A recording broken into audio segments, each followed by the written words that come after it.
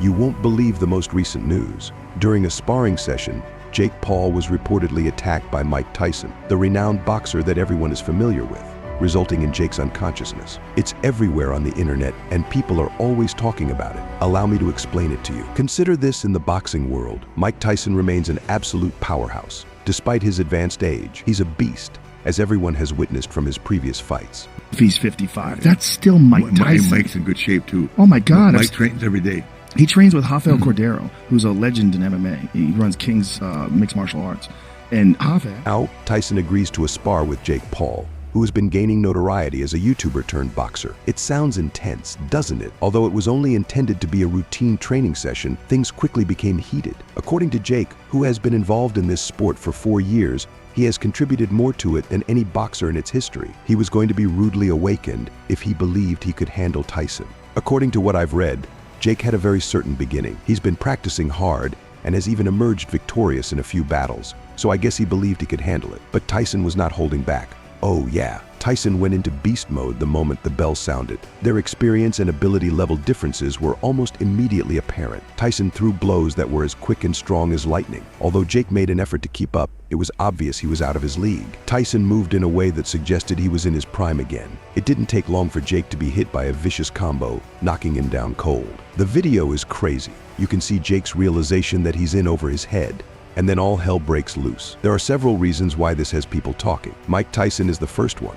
His involvement in anything makes headlines every time. Although Jake Paul has been very outspoken about his boxing goals and has faced some respectable opposition, this served as a wake-up call for him. It's one thing to take on celebrities and former fighters, but it's quite another to go up against a real boxing superstar like Tyson. Online responses have been wildly inconsistent. There are many who claim that Jake needed this precise experience to prove to him that he is not unbeatable. Some worry about his ability to recover from such a severe knockdown. Not only is there a bodily recovery, but also a mental one. It can seriously damage a fighter's confidence to be knocked out. However, Jake Paul is not the kind to give up easy. He has that tenacious, bordering on obstinate quality. It wouldn't surprise me if this only serves to fan his flames even more. Perhaps he will learn from this, step up his training and return stronger. Or perhaps he will reconsider his professional path and concentrate on something else. The way that this whole thing connects the traditional boxing world with the emerging influencer boxing scene is what's truly intriguing. As if two universes have collided. There are the traditionalists who value boxing's heritage and art on the one hand.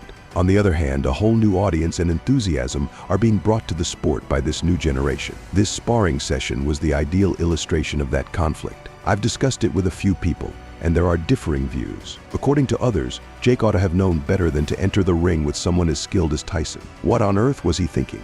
But some respect his bravery. Facing somebody as skilled as Tyson requires a great deal of guts, especially considering the danger. Regarding what this implies for the two of them going ahead, there is also a lot of conjecture. Tyson has always been a little mysterious. He has had many highs and lows in both his personal and professional lives. He still has that passion in him, as seen by this sparring session. Perhaps this will result in Tyson participating in more prestigious fights or even exhibitions. It's obvious that the man still has what it takes to command attention and generate news. For Jake, this is a crucial time. It will say a lot about his character and resolve if he can overcome this. In one way or another, this might be a turning point in his career. I've been doing it at a super high level, but on July 20th, I'm going to show the world that I can outbox Mike Tyson and prove everyone wrong and show that I will be the one doing the killing.